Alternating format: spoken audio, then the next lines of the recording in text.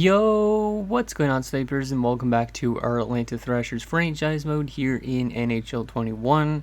So last episode we had the draft and the resign stage, and we let go of a couple players that have been with us for a while, including Murray Bluegis, I think his first name was, if I'm not mistaken. But we had to let him go because, as you can see here at the moment, our defensive core didn't really need him, and then we also still have Guggenot, who deserves an opportunity because he's just been sitting in the minors for the last few years, so he's probably going to get a chance this year. He might end up being the 7th defenseman, or Brody B's that 7th defenseman.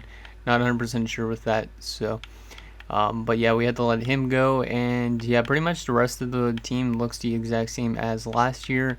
There might be a couple of rookies that crack our lineup, like Cleary this year. Wolski might be coming back to the NHL, or he probably will be coming back to the NHL, and that type of thing. So anyways, also before we get into free agency and picking up our new head coach, I do have one comment to go over, and that is from HawksFan88. He says, I would definitely go with Hines as your coach because he's one of the youngest available. His scheme fits well with your players, and he should also help your young defensemen improve. So that is the coach we're going to be going after. I also asked HawksFan if there was anything we should go after free agency wise, and he said that he doesn't really think we need anything. But if there's any good young prospects, maybe we should go after them. So that's probably what we're going to be doing in terms of free agent signings. Let's go after that coach first before we forget about it, because I have forgotten about hiring coaches in franchise modes before. And the coach we were going to go after was Hines, because yeah, this guy's only 49 years old. He doesn't really want that much money, and he's a really good fit for our organization as well. 68%. And yeah, he could definitely help out a lot of our younger defensemen like Conley, for example, or Ferguson. So I'm really excited to bring in this coach. We'll give him a little bit more as well, just because we want him to obviously accept us. Hopefully he will accept that, because he's never been a coach before, so this will be his first year ever being a coach. So there you go.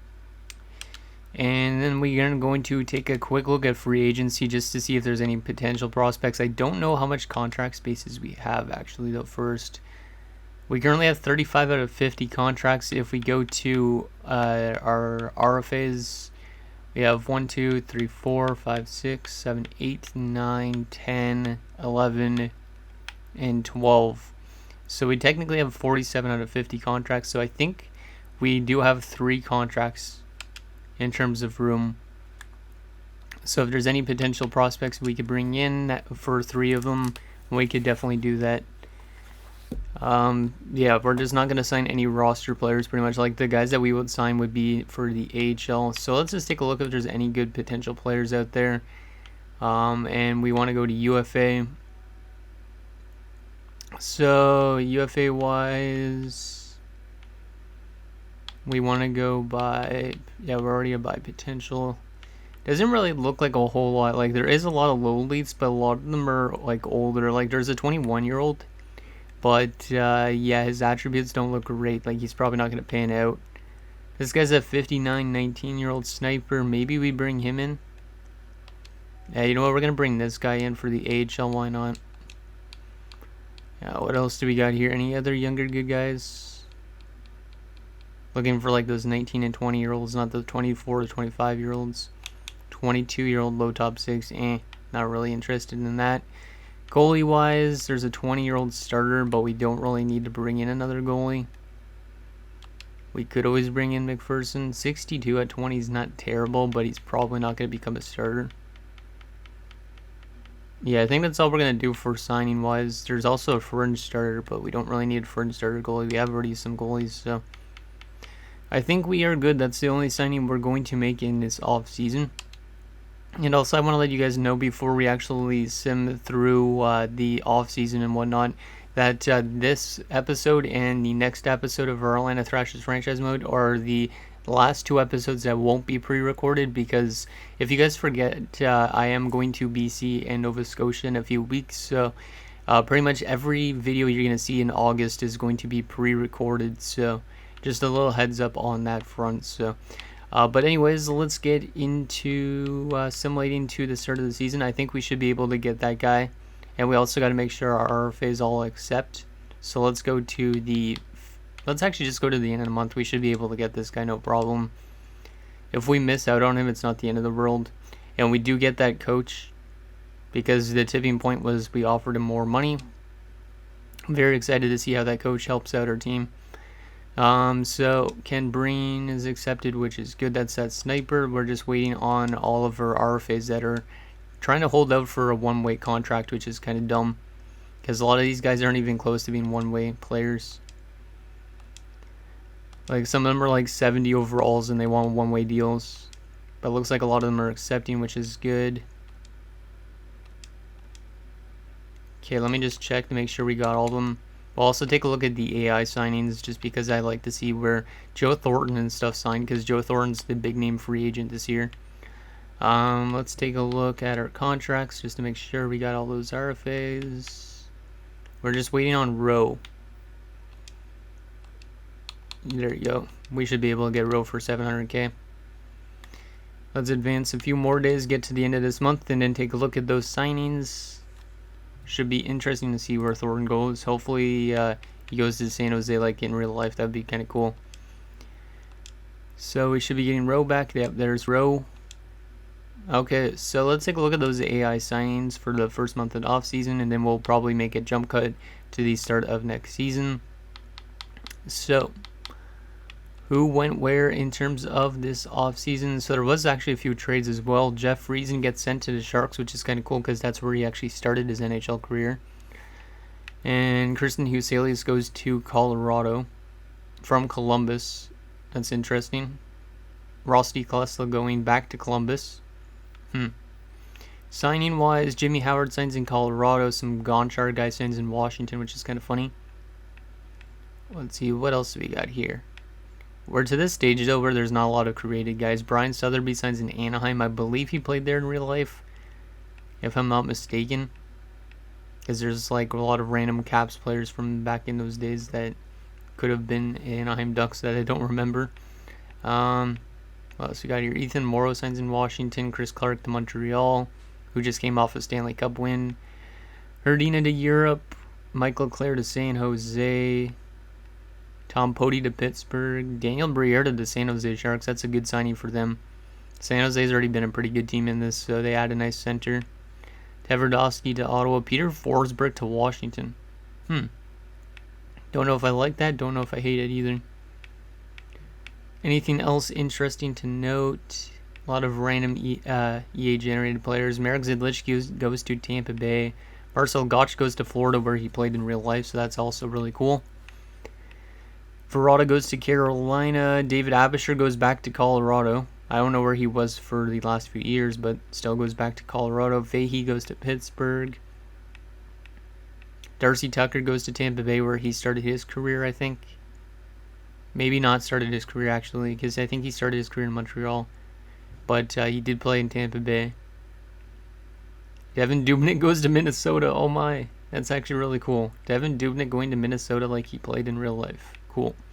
Lidman goes to Europe. What else we got here? Svitov to Edmonton. Nick Hagman to Ottawa as well. Anything else? Taylor Pye goes to Tampa Bay. Adam Hall to Washington. Yeah, there wasn't a lot of big name free agents this year. Looks like Brian Berard to Colorado. We're just waiting to see Joe Thornton. Todd Marchand to Chicago. We should be near it. Ivan Novoselicev back to Florida. Raycroft to Tampa Bay. Anything else? Ray Whitney goes to Colorado. That's a pretty good pickup, even though he's probably dropped off a lot, I would assume. A lot of random EA-generated prospects. Hecht goes to Europe. Brendan Morrison signs in Calgary. Eric Tazay to Pittsburgh. Svoboda to Dallas. Todd Bertuzzi goes to Tampa Bay. Milan Kraft goes back to Pittsburgh. And Peter Kayanek signs in Detroit. So does that mean Joe Thornton's still a free agent, or did I miss him completely? Because if Joe Thornton's still a free agent, that's pretty interesting. Not that we're going to be signing Joe Thornton, but that'd be kind of surprising. And no, he's gone.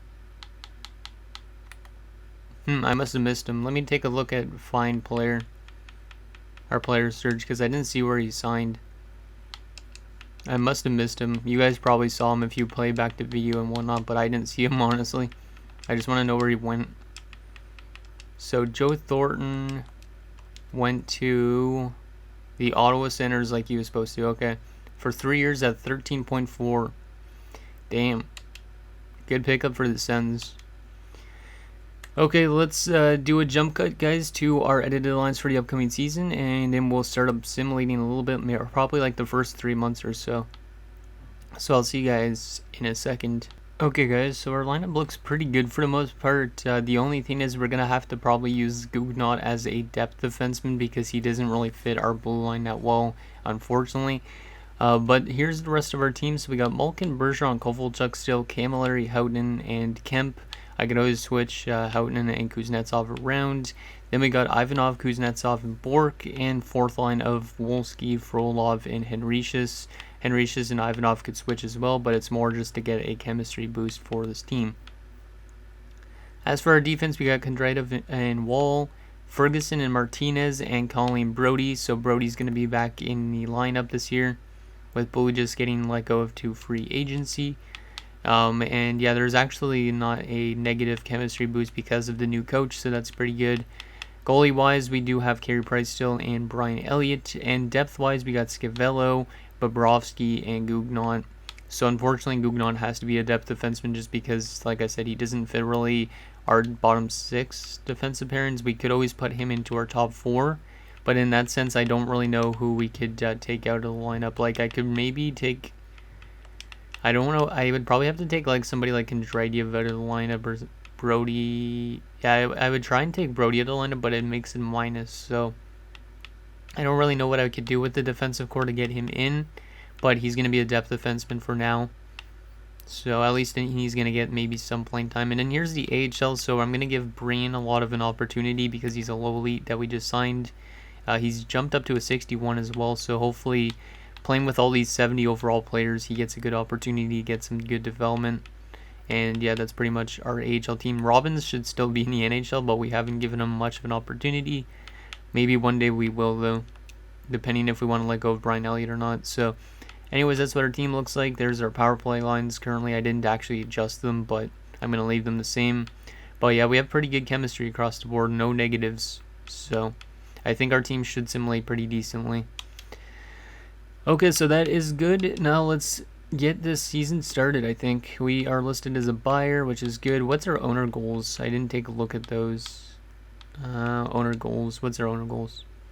They want us to win the Stanley Cup. I don't know if we're going to win the Stanley Cup this year, but if we do, at least that is a good thing. But I mean, winning the Stanley Cup is never not a good thing. So anyways, let's sim through this preseason to see how we do. Hopefully we could do somewhat decently. And yeah. Well, actually the preseason doesn't matter too much. It's just more about getting our chemistry going, I guess, to an extent. We should be a good team, though, no matter what, though, this year. And as I say that, we have almost a perfect preseason, 6-0-1. Pretty good. Bergeron led the way with 8 points, and yeah, we had the best record pretty much in the entire preseason alongside the Buffalo Sabres, so that's pretty good. Hopefully we can continue that during the regular season, but then again, we don't really want to win a President's Trophy, because if we do that, then there's probably a slim chance that we're actually going to win the Stanley Cup too. So we're probably going to go to January 1st in this episode, so let's go to the 1st and just see how we do in our first month. Hopefully we do pretty decently. And we start off with an injury in the first game of the year, a sore knee to Vladimir Frolov, so we're just going to replace him. But that's not a good way to start it off. A tie and then a loss. There's another loss and another tie. So we haven't won a game yet to start this year. But then we beat Buffalo, which is a good sign because Buffalo had a really good preseason. So takes Gavello out of the lineup. There you go. Game against Pittsburgh coming up, and we win that as well. Game against Ottawa is a loss, and we win against Phoenix. Game against LA, we lose 8-2, and then we lose 2-1 to Colorado. So a little bit of a rocky start, surprisingly, 3-5-2. But then again, normally when we start off pretty bad, we bounce back a lot. Kovalchuk's got 7 goals in 10 games already this year, so he's off to a fantastic start. But yeah, not a really great first month. Don't know what the main reasoning is behind it. Let's take a look at our line, see if there's any minus players. Looks like mostly our top line. And our defensive core isn't terrible. Yeah, I think this team still will find themselves. It might have been a bad first month, but usually, like I said, we have a bad first half and then like we kind of just pick it up out of nowhere. So I'm expecting our team to have a really good month, like maybe this month or December. So let's go to November the 1st, another month of simulating, see if we bounce back from that. A defenseman on waivers. No, this guy's a 75. I don't really need a 75 in my lineup. Game against Tampa Bay is a win. There's another win. There's another win. See, this is what I mean. This team is going to start waking up this month. And Ulf Soderstrom's injured in the AHL. Okay. There's another win. Game against Edmonton's a loss. Kondratyov has been injured, so we'll go replace player. That should put in Gugnot, which will give Gugnot his first ever NHL opportunity. So hopefully Gugnot does pretty good. There's a couple more wins. There's a loss. Kondratyov is back. How did Gugnot play in his first few games? 5 penalty minutes in 2 games and nothing else. So it seems like Gugnot is a little bit of a goon, because he would have had his first ever NHL fight in his first 2 games. Kind of similarly to whoever that guy was in Jonah Gadjevich, I think, in Vancouver. Skylar Scalabelli. It's just a fringe starter goalie. I don't need a depth goaltender. Mark Denis also on waivers. No thank you. He's only signed for 1 year, so that's not a bad depth goalie option, but we don't really need a depth goalie, considering we already have a goalie in the minors. Let's go replace player on that. And we are going to end the month 13-9-2, so a pretty good bounce back month from our boys like I was expecting. And holy crap, Kovalchuk. So Kovalchuk, 22 goals in 24 games and 32 points, so he's off to a fantastic start this year.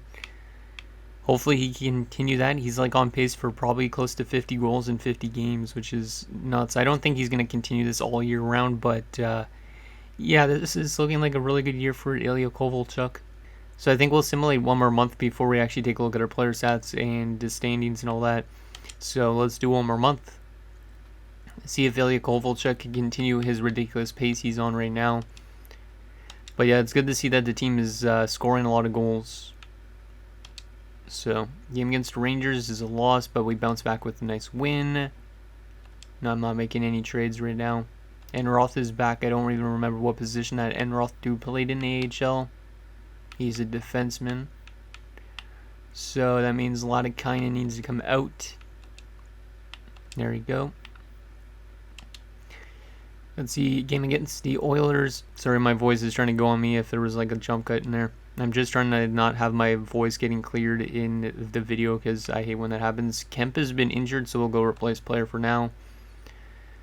Game against Carolina is another win. We're scoring a lot of goals in our games. Like, we're scoring like 5 goals in most of the games we play, it looks like. There's a 4-1 loss. Roy Snyder's injured, replace player. Jalen Kemp is back. That's good news because Kemp is a huge piece for our top 6. Really like this young guy. He's pretty good at producing. Game against New Jersey is a tie 2-2, and we lose 4-3 to Toronto. So 20-14-3. Pretty good. We are second best in our division, 7 points back at the Rangers, though. So the Rangers are a scary team this year.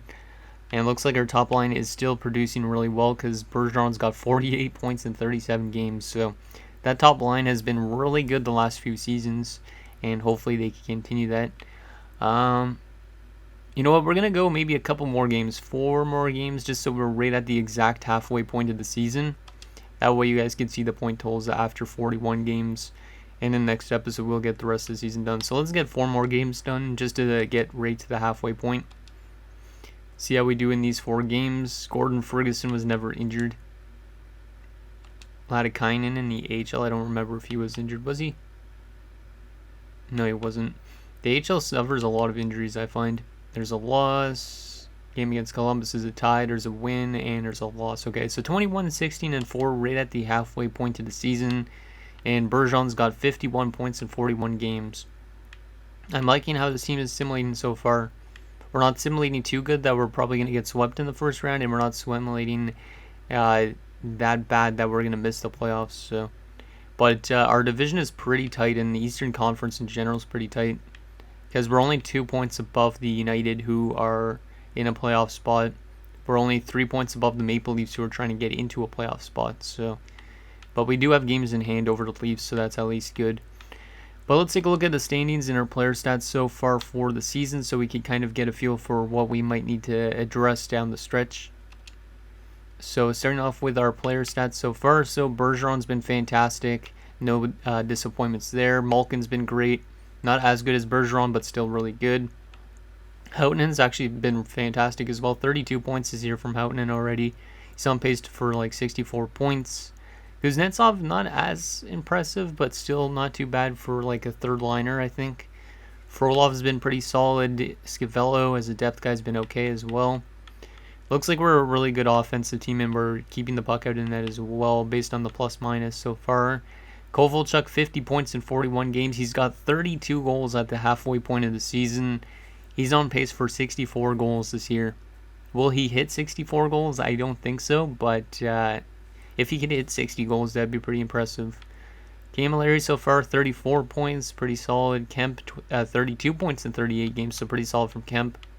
Ivanov, 22 points in 41 games, and Henrichus, 15 points in 41 games, but he is getting only fourth line ice time almost, it looks like, so pretty solid offense. Right wing wise, Bork, 23 points in 41 games. Not fantastic, but not bad either. Wolski has 9 points in 41 games. So yeah, it looks like we're doing pretty good in terms of plus minus on our forward core, because we do only have, how much minus players? 4 minus players, and most of them are on our fourth line, so that's not too bad. And also we're scoring a lot of goals, it looks like. Defensively, Gordon Ferguson, 15 points in 41 games from the 21-year-old. He's a plus 18 as well. I really like Gordon Ferguson's defensive play over his career so far. Hopefully he keeps that up. Martinez, 12 points and a plus 13, liking that as well. Wall, 12 points and a plus 9. Kondratiev, 11 points and a plus 11. Brody's got 10 points and he's an even 0, but Brody's usually minus, so I will take a even 0 right now. Connolly, 7 points and a plus 3, and Gugnaut, nothing in 2 games. As for our goaltending, Carey Price has been not fantastic, really, actually. 14 and 12 with an 897 save percentage and a 3.06, while Brian Elliott has been 7 and 4 with a 909 and a 2.67. So, looks like we've just been a really good offensive team, and that's helping our team's plus minus, because we only have 4 minus players in our entire roster. So I'll take that. Definitely a good start to the year. Hopefully that continues the rest of the way.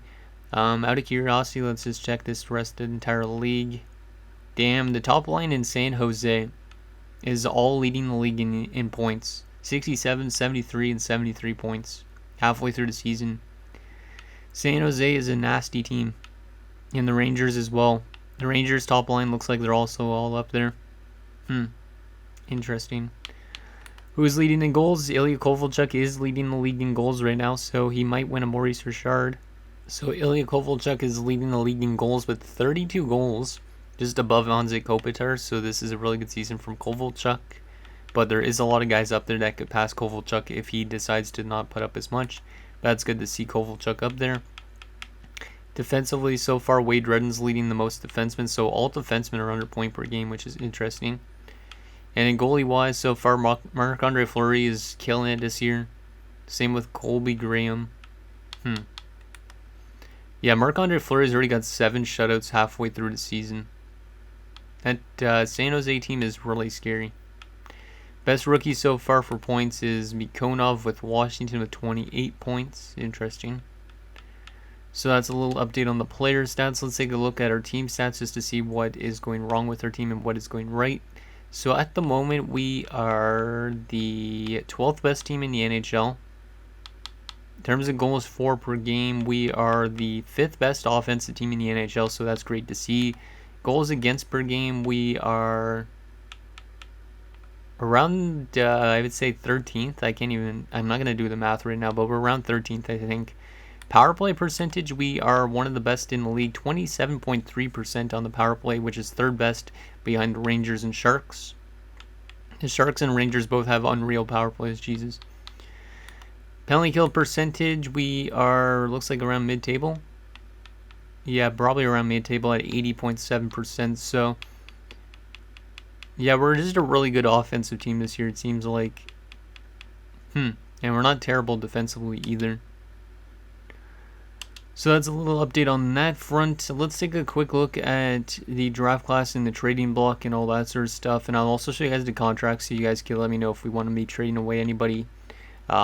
So let's take a look at the draft class first, because it doesn't really matter that much, because we're probably not going to be getting one of these players anyways, because we don't have a lottery pick more than likely. But our new head coach seems to be doing a pretty good job so far. But still, I'll show you guys all this. It doesn't look like we don't know that much about this draft class, but it looks like there's top 6 forwards going into the second round, so it might be a pretty good draft this year. And then let's take a look at the trading block to see if there's anything out there that could help us out maybe for a playoff run, or we might just keep this team together, honestly, because the way they're simulating right now, they could potentially do some damage in the playoffs. And there's probably not a whole lot on the block that's intriguing or something that we even really need. Yeah, it's mostly like prospects and guys we don't need. Kyle Calder, Mark Savard, bring back Mark Savard, but he's on a 3-year deal. Nico Kapanen, Christian Uselius, Brian Giantis, so some good players in Colorado. Eric Cole in Columbus. Whoever this Kabanov dude is in Detroit was drafted in 2021. Interesting. Some prospects. Ivan Novoseltsev, who's dropping off a lot. Semenov, Martinez, Bellamy in LA. Maybe we should just get hope on our side and then we'll win a Stanley Cup, right? Stankoven, Roulette, Newman. Yeah, there's not really a lot of interesting things on the block right now. But I mean, I don't think this team really needs to make much changes, because I like the movement we've been using. But if we want to bring in a veteran, there's guys like Koivu, Macaulay, Kovalev.